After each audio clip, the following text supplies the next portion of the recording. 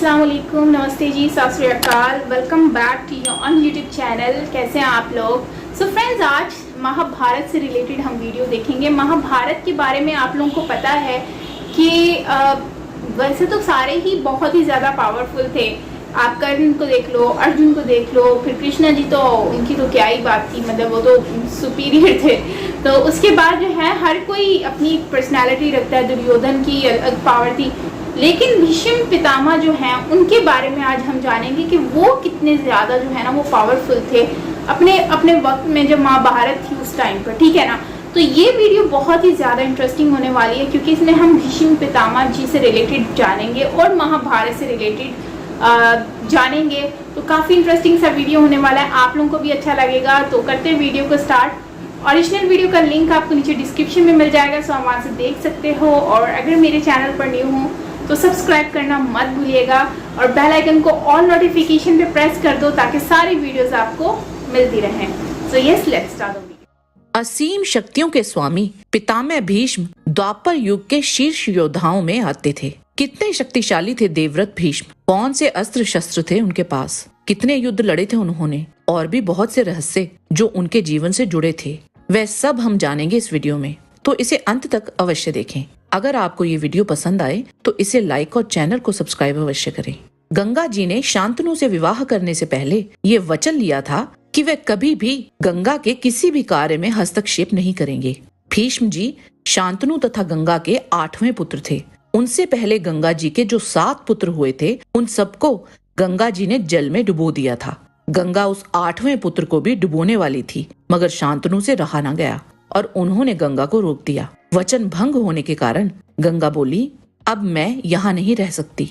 और जाते हुए उन्होंने शांतनु को बताया कि ये तुम्हारे 8 पुत्र महाभाग वसु देवता हैं। वशिष्ठ जी के श्राप से ये मनुष्य योनि में आए थे। इसके उपरांत वह सर्वप्रथम देवव्रत और गंगादत्त नामों से विख्यात हुए।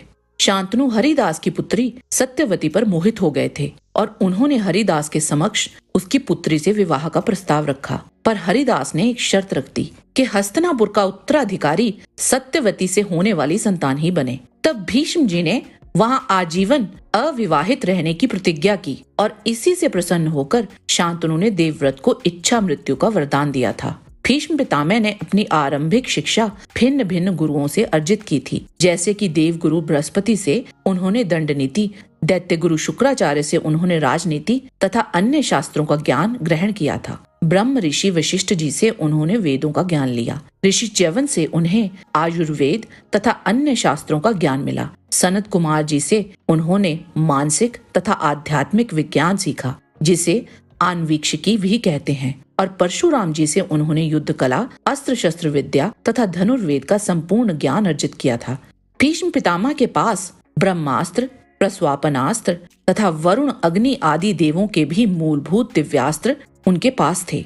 अब बात करते हैं उनके आरंभिक जीवन से लेकर कुरुक्षेत्र युद्ध तक उनके द्वारा प्रकट किए गए पराक्रम की। सत्यवती और शांतनु के चित्रांगद और विचित्रवीर्य नामक 2 पुत्र हुए। जब चित्रांगद एक गंधर्व के हाथों मारे गए थे तो उस समय बालक अवस्था में भीष्म जी ने कुरु देश के राज्य पर विचित्रवीर्य को अभिषिक्त कर दिया था। जब विचित्रवीर्य युवा अवस्था में पहुंचे तो भीष्म जी ने उनका विवाह करने का विचार किया। और जब उनको ये ज्ञात हुआ कि काशी राज अपनी 3 कन्याओं का स्वयंवर करवा रहे हैं, तो उस समय भीष्म एकमात्र रथ के साथ वाराणसी पुरी को गए। वहां राजाओं का समुदाय स्वयंवर सभा में जुटा हुआ था। उन्होंने उन 3 कन्याओं को उठाकर रथ पर चढ़ा लिया और ललकारते हुए बोले, भूमि पालो, मैं इन कन्याओं को यहाँ से बलपूर्वक हर ले जाना चाहता हूँ। तुम लोग मुझे रोक सकते हो तो रोक लो, आओ दिखाओ अपना बल। फिर तो समस्त राजा इस अपमान को ना सह सके और उन राजाओं और भीष्म जी का घोर संग्राम हुआ। अंततः भीष्म जी ने उन सभी को पराजित कर दिया। वहां शाल्व राज भीष्म जी को युद्ध के लिए ललकारता है। शाल्व को अपने बाणों से पीड़ित कर भीष्म जी उसे पराजित कर देते हैं और फिर संपूर्ण राजमंडली को परास्त करके उन कन्याओं को लाकर उन्होंने माता सत्यवती के सुपुर्द कर दिया। पितामह भीष्म द्वारा संरक्षित हस्तिनापुर की सेना जरासंध की सेना की तरह ही अत्यंत शक्तिशाली थी। हस्तिनापुर राज्य की रक्षा का उत्तरदायित्व पितामह भीष्म पर था। काशी जो मगध का मित्र राज्य था, उनके नरेश की पुत्रियों को जब भीष्म अगवा कर लाए थे तो जरासंध उसका प्रतिशोध लेने का साहस कभी नहीं जुटा पाए थे। उद्योग पर्व अध्याय 55 के अनुसार दुर्योधन पूर्व काल की बात बताते हुए कहता है कि अपने पिता शांतनु की मृत्यु के बाद भीष्म जी ने किसी समय अत्यंत क्रोध में भरकर एकमात्र रथ की सहायता से अकेले ही सब राजाओं को जीत लिया था। रोष में भरे हुए कुरुश्रेष्ठ भीष्म ने उस समय बहुत से राजाओं को मार डाला था। वह वृतांत हमें ये बताता है कि युवा अवस्था में भीष्म अजेय थे। उन्होंने चक्रवर्ती राजा उग्रा युद्ध को भी अपने अस्त्रों के प्रभाव से मार डाला था। जब विचित्र वीर्य भी छोटी अवस्था में ही स्वर्गवासी हो गया तो उस समय सत्यवती भीष्म जी से बोली, भारत, तुम हमारे कुल की संतान परंपरा को सुरक्षित रखने के लिए अपने भाई विचित्र वीर्य की दोनों रानियों के गर्भ से पुत्र उत्पन्न करो। ये मेरी आज्ञा है कि तुम धर्म के अनुसार इन दोनों के साथ विवाह कर लो। परंतु भीष्म पितामह ने अपनी प्रतिज्ञा तोड़ने से मना कर दिया। तब भीष्म जी की सम्मति से ही सत्यवती ने अपने पुत्र व्यास जी का आवाहन किया और कुरुवंश की वृद्धि के लिए विचित्र वीर्य की पत्नियों के गर्भ से पांडु तथा धृतराष्ट्र को उत्पन्न किया।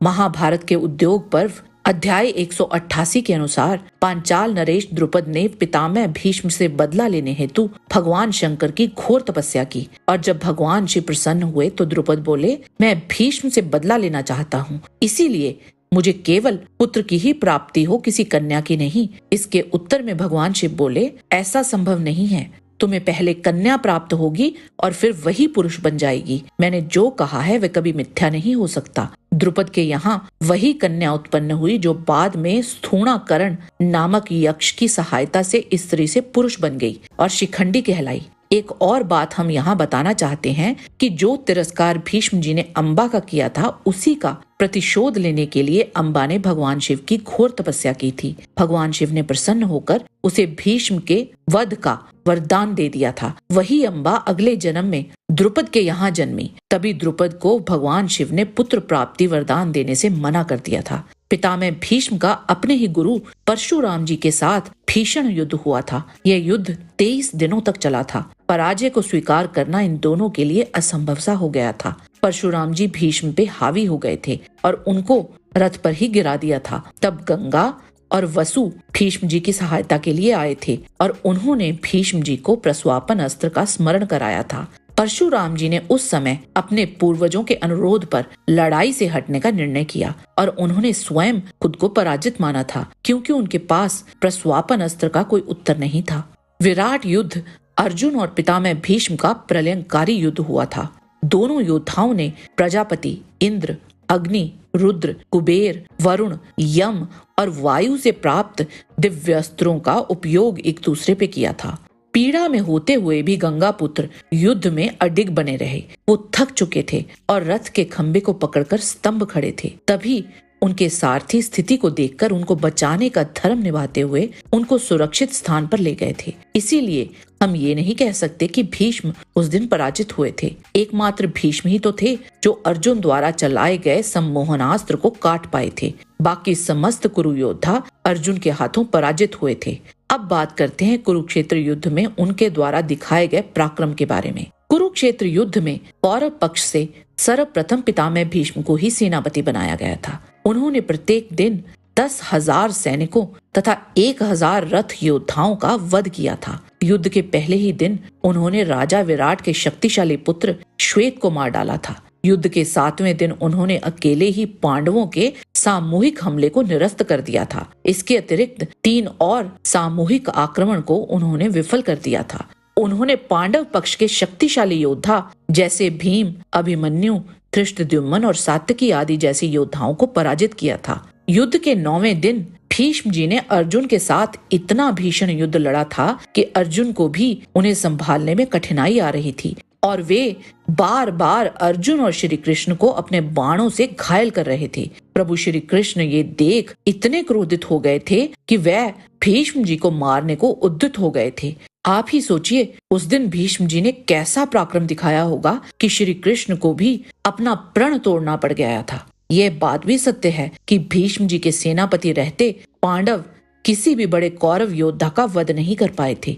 अपनी मृत्यु का रहस्य भी उन्होंने स्वयं ही पांडवों को बताया था और शिखंडी को साथ लेकर अर्जुन ने भीष्म जी के साथ अंतिम युद्ध किया था और उस भयंकर युद्ध के अंत में भीष्म पितामह युद्ध स्थल में अर्जुन के तीखे बाणों से अत्यंत विद्ध हो गए थे।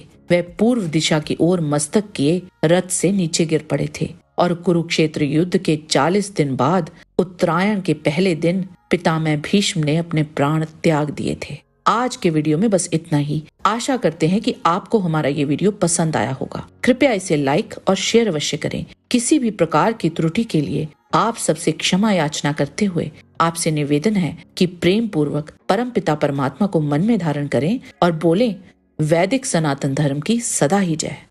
भीष्म पितामह एक बहुत ज्यादा पावरफुल थे यार। मतलब सबसे ज्यादा मैंने अब तक जो वीडियोस देखी हैं, हमने ऑलमोस्ट काफ़ी सारी वीडियोस देख ली हैं महाभारत से रिलेटेड। तो उसमें मैंने कर्ण के बारे में भी पढ़ा है, अर्जुन के बारे में भी सुना है, देखा है, मतलब बहुत सारी वीडियोस देखी हैं। भीष्म पितामह जी के बारे में मैंने ये देखा है कि उनकी पावर ना एक अलग ही थी। मतलब वो मैंने यहाँ तक सुना है कि भीष्म पितामह जो हैं वो एक ऐसी मतलब कि उनमें पावर थी कि उनके आगे ना तो कर्ण, अर्जुन, कोई भी उनके आगे नहीं था, कुछ भी नहीं था।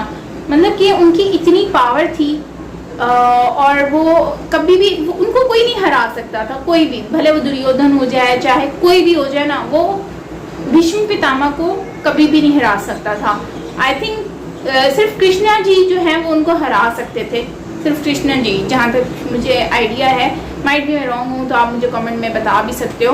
बाकी जो है बहुत सा क्या कहते हैं, युष्मदा जो है वो उन्होंने जो लड़की से लड़का बन गई, मतलब कि वो वाली भी काफ़ी इंटरेस्टिंग सी थी। वो मैंने पहली बार सुनी है कि कैसे जो है ना वो लड़की से वो लड़का बन गई।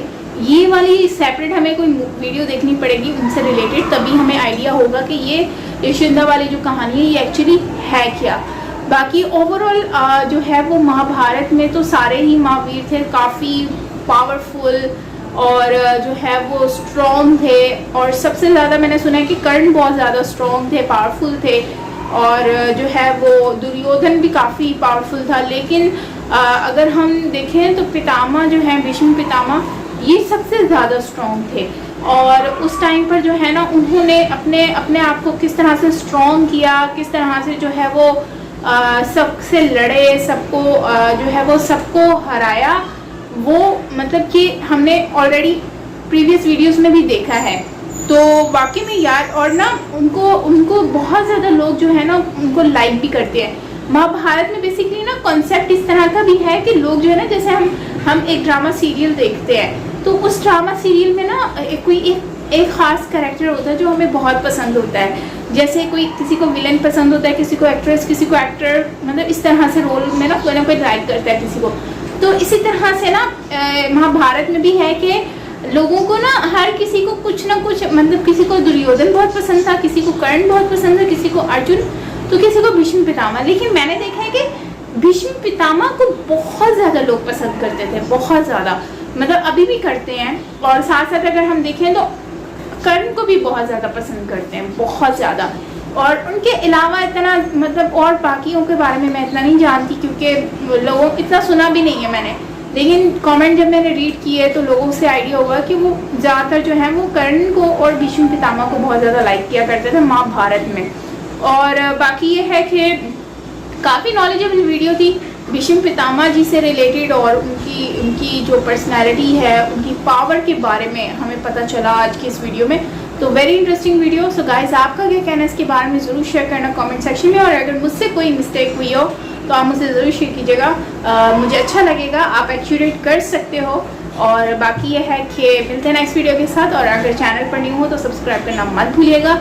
Till then take care, bye bye.